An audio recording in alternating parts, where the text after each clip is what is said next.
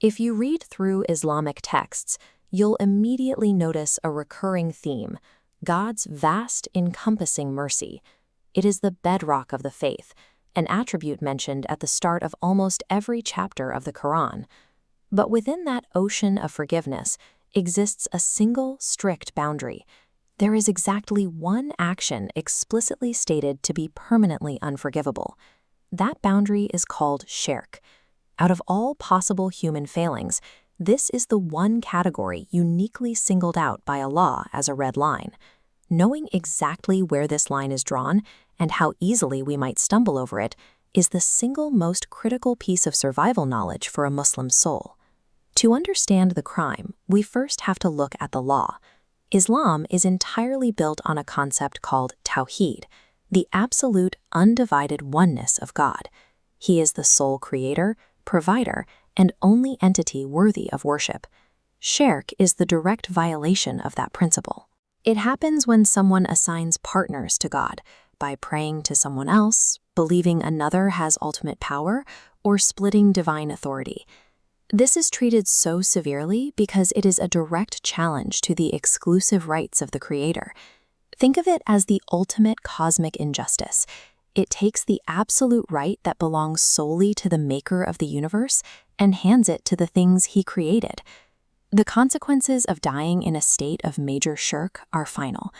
Islamic theology is clear. Paradise is strictly forbidden to anyone who leaves this world while actively maintaining partners with God. The mechanics are devastating. Major shirk acts as a total spiritual eraser, instantly nullifying every past good deed. A lifetime of charity and prayer becomes completely weightless on the Day of Judgment, without the foundation of belief in one God.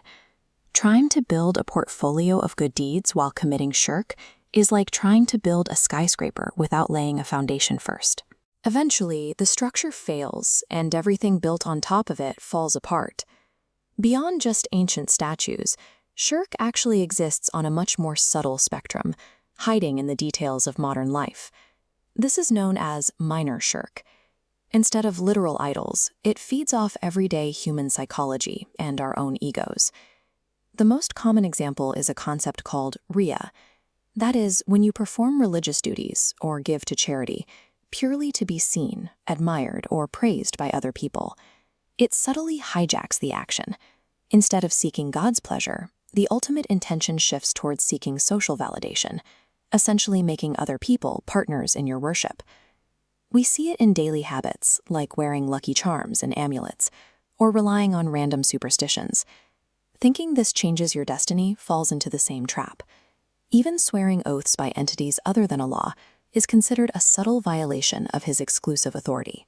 Minor shirk operates as a quiet disease of the heart, where a believer's own hidden intentions pose a greater risk than any external idol. All of this sounds terrifying, but there is a crucial caveat to that unforgivable rule. Shirk is only permanently unforgivable if a person actually dies without ever seeking forgiveness for it. As long as you are breathing, you have access to tawbah, repentance. Think of tawbah as a universal spiritual reset button, available to absolutely anyone. The theological rule remains clear. God's mercy always overrides His wrath. A sincere act of tawbah completely washes away the stain of both major and minor shirk. Realizing you've fallen into these traps isn't a reason to despair. It is an immediate, urgent invitation to correct course and return to God's grace. The practical step for every believer is to actively audit your own heart. Check your intentions before you act, clear out the superstitions, and drop the need for praise.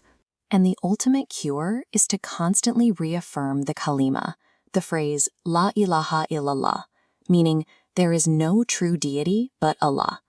Speaking and truly believing that simple phrase instantly restores your spiritual foundation.